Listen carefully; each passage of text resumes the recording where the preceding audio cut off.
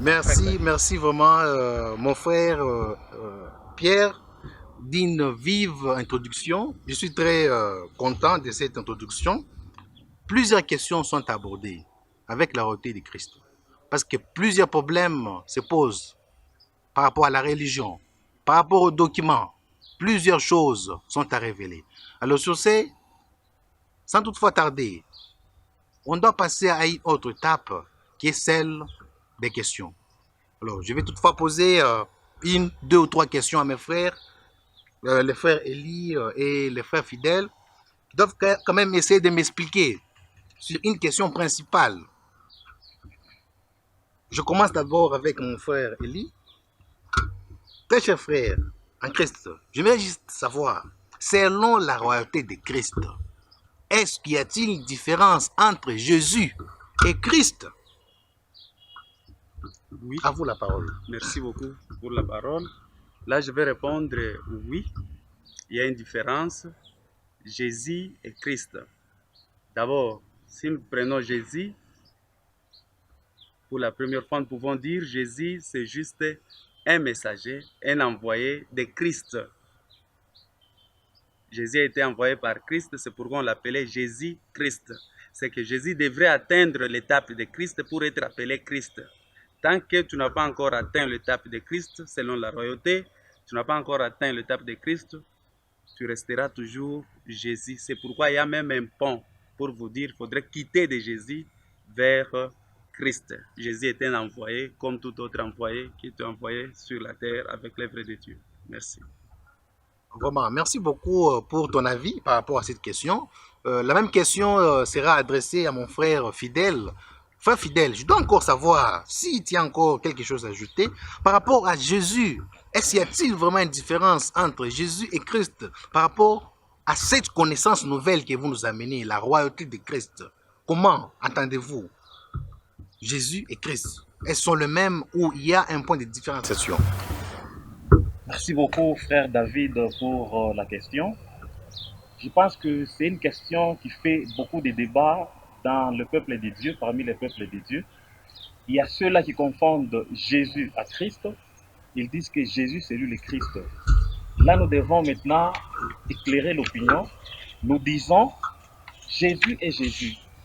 Et Christ, il est Christ. Jamais Jésus est Christ.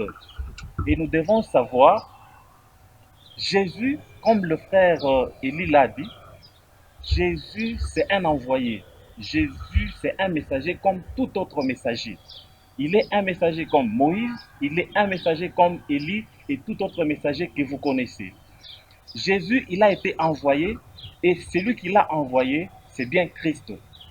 Vous verrez quelque part, je vais exceptionnellement prendre un exemple biblique qui dit, les pharisiens qui étaient à côté de Jésus, alors, ils étaient à côté de lui, ils lui demandaient, mais comment on t'appelle Christ? Parce que nous savons que Christ n'a pas de famille, Christ n'a pas de frères, Christ n'a pas de généalogie. Mais toi, nous connaissons, tu as des parents, tu as des frères, tu as des connaissances. Comment est-ce que tu es vraiment Christ? Et Jésus a répondu clairement. Si vous regardez dans la Bible, Jésus a dit, je ne suis pas celui que vous dites, je ne suis pas le Christ, mais j'ai été envoyé par le Christ. Donc vous allez comprendre que celui qui a envoyé Jésus, c'était Christ. Et Christ, c'est bien lui le Père de Jésus. Parce que Christ, c'est lui qui a envoyé Jésus. Jésus, c'est un envoyé et Christ, c'est le Père qui a envoyé Jésus. Merci beaucoup pour ton avis. Donc, si j'ai bien purgé tout ce que tu as dit, j'ai compris que donc c'est à tort et à travers que les gens sont en train par moment d'adorer Jésus. Il est dit Jésus, on lui donne tous les qualificatifs possibles, donc c'est à tort et à travers. C'est à tort et à travers. Il faudra savoir qui est Jésus. Là, nous venons d'éclaircir. Et je crois à partir d'aujourd'hui, les gens sacheront comment adorer. Il ne faut pas adorer Jésus à la place de Christ ou Christ à la place de Jésus. Jésus reste un messager et Christ reste Christ qui a envoyé Jésus en tant que messager. Jésus qui est juste un messager, mais chose étonnante, pour le moment, il y a des gens qui sont en train de croire à une créature. Jésus, c'est aussi une créature. Il a été créé à l'image d'eux. Mais aujourd'hui, Bon, on va traiter davantage plusieurs choses et plusieurs leçons par rapport à la hauteur de Christ. Mon frère Pierre, je ne sais pas quel serait votre avis par rapport à cette connaissance que frère Élie et frère Fidèle vient à peine de débattre. Je ne sais pas votre avis. Oui, je remercie d'abord pour mes frères. Bon, par rapport à cette question, moi j'ai compris qu'il y a quelque chose qui s'est fait vérité, mais elle ne l'est pas. Cette chose-là, c'est quoi? C'est une philosophie de l'évolution. Ils disent les esprits évoluent. Comme les esprits évoluent, donc Jésus devrait évoluer, atteindre l'étape de Christ.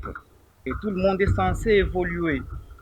Mais si Jésus est un esprit, Christ est un esprit, Dieu est un esprit, et tous les esprits sont censés évoluer, alors Jésus qui évolue, qui atteint l'étape de Christ, et Christ aussi doit évoluer, lui n'a pas stagné, il doit évoluer. Et il deviendra qui? Et quand Jésus évolue, il devient Dieu. Dieu aussi doit évoluer, et alors il devient qui? Bon.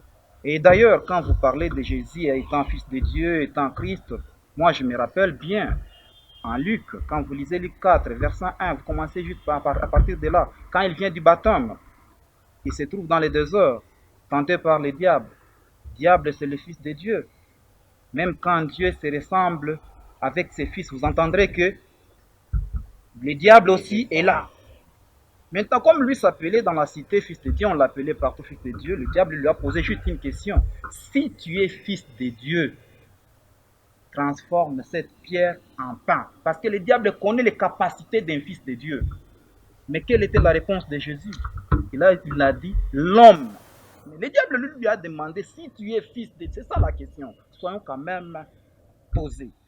Si tu es fils de Dieu, transforme ça en pain. Donc là, tu vas nous dire que Jésus s'est diminué en un homme ou bien fils de l'homme. Il s'est dit, l'homme ne vit pas seulement des pains.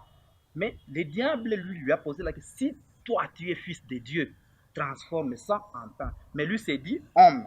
Et voilà le problème. Donc lui-même, il s'est confirmé qu'il n'est pas le Christ, qu'il n'est pas fils de Dieu, il est fils de l'homme. C'est vraiment une question qui va encore faire débat. Et il y aura toute une leçon sur ça, j'espère. Je ne sais pas, mon frère Elie, si tu as encore un avis ou quelque chose à ajouter par rapport à cette conférence débat qui vient peine de s'ouvrir.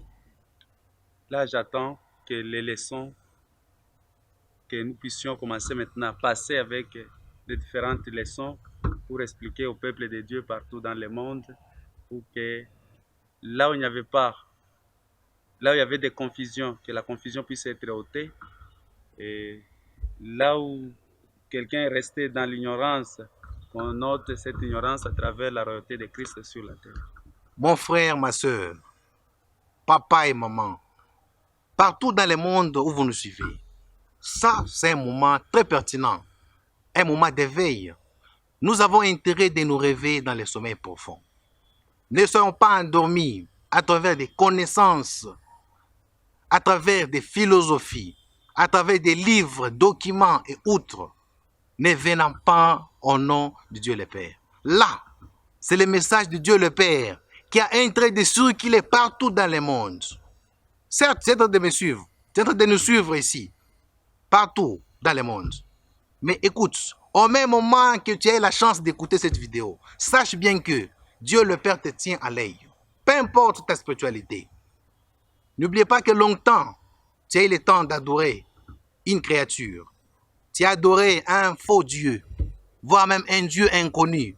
L'ère maintenant du Dieu créateur est là. On a intérêt de se conformer à lui.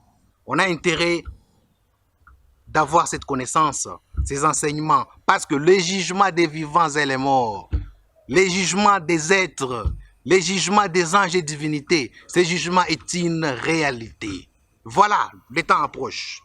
Nous avons intérêt de s'arranger, de se préparer au prochain jugement qui doit se présenter d'ici là.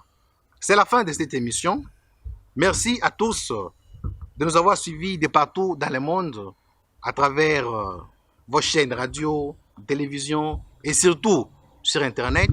Nous sommes là, on doit continuer toujours à produire l'œuvre de Dieu pour répondre aux diverses questions. Et surtout sur YouTube, cliquez juste la royauté de Christ sur la terre. Plusieurs leçons seront traitées au travers toujours différents plateaux. Merci vraiment à tout le monde. Merci frère Pierre d'être là par rapport à cette émission. Merci bien, frère. Merci vraiment. Frère David.